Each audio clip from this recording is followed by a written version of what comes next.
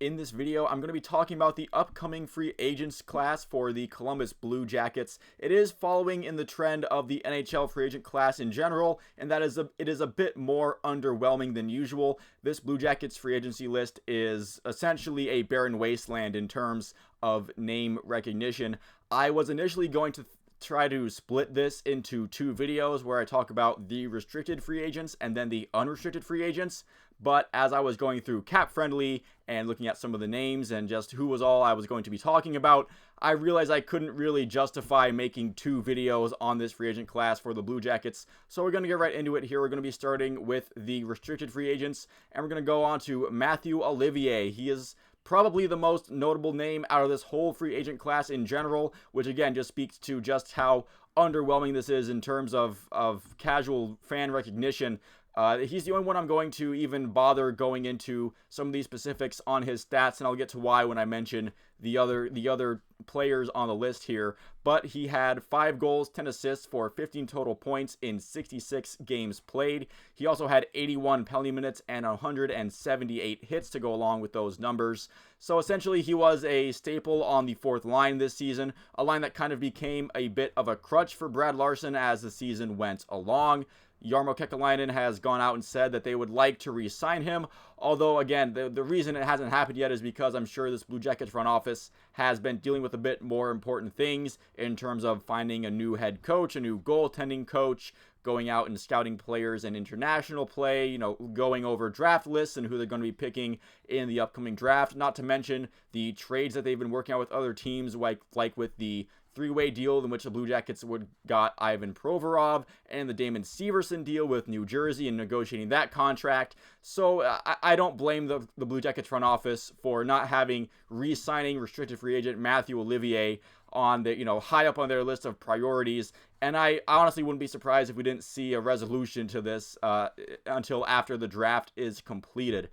Going down the list, still with the forwards in restricted free agency, Trey Fix-Wolansky and Carson Meyer. They have been dependent on as essentially call-ups from the AHL in a pinch when there's some injuries. The AHL, they're AHL depth pieces with potential to get called up if a couple guys go down.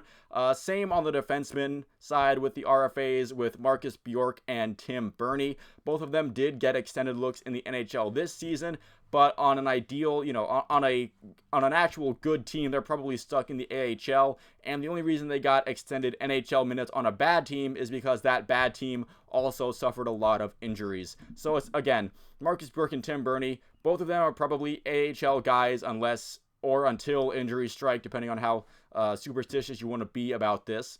Moving on to the unrestricted free agents, Lane Pederson, Luoto, and Justin Richards are all Group 6 unrestricted free agents.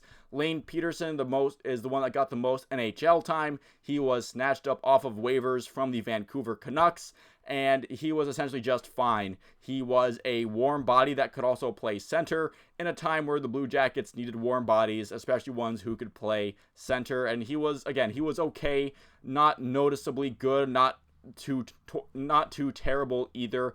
Definitely wouldn't be surprised if the Blue Jackets just kind of let him go somewhere else. Luoto and Justin Richards are essentially just AHL depth guys who got some minutes here and there at the end of the season because, everyone got hurt again, and you might as well just give some guys a shot at the NHL. You also have Gavin Bayreuther, the Seattle Kraken legend Gavin Bayreuther. I'm guessing that he probably goes away this year, but if he does stick around in the organization, I've been saying this a lot so far already in this video, he'll either be in the press box or he'll be down in the minors. He actually did see some time with the Cleveland Monsters in the AHL this past season. That's before the Blue Jackets made the moves that they made to add even more, most likely better defensemen to their core.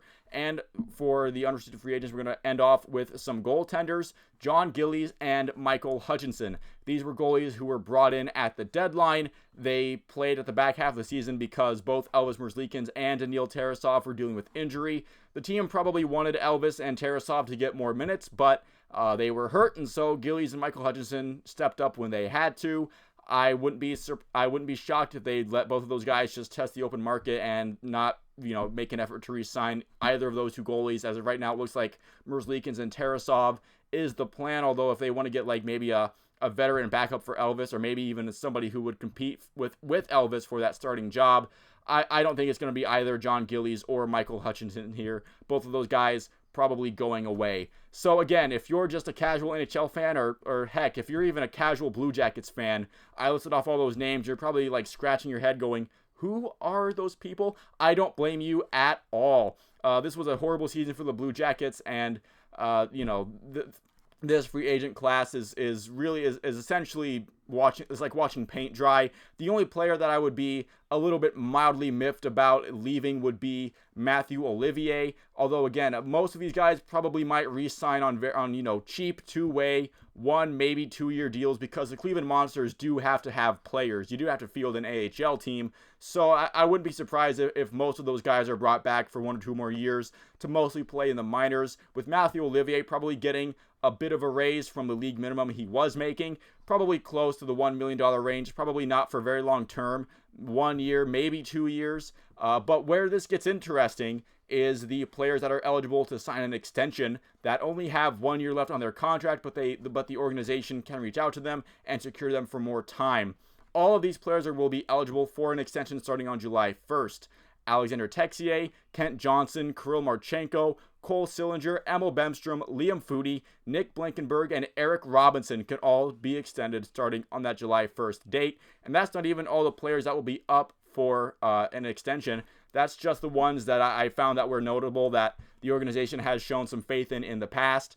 And even if the Blue Jackets wanted to reach out to the players, maybe some of those players don't want to sign extensions at this moment. Like I don't think Cole Sillinger would want to base the value of his next extension on a season where his point production dropped off of a cliff. I don't think Cole Sillinger actually played all that bad.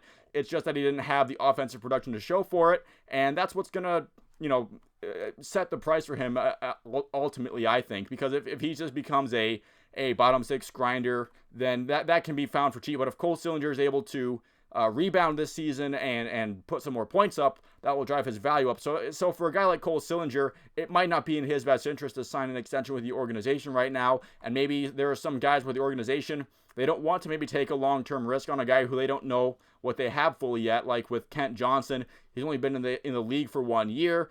They didn't really try him at center, but the organization seems to think that he is one. So we'll see how that works out in this upcoming season. Those are a lot more interesting of names than we had in the free agent list, but the thing is, the Blue Jackets can just wait on all of those guys throughout this season to see what they can do. So that's going to wrap it up for this video. Thank you for watching if you didn't make it this far into it. Leave a like and a subscribe if you enjoyed the video. I'd like to see more like it. You can let me know in the comment section what you think about this upcoming free agent class for the Blue Jackets. I doubt there's going to be any spicy takes, but maybe one of you guys will surprise me, and I'll see you at the next video.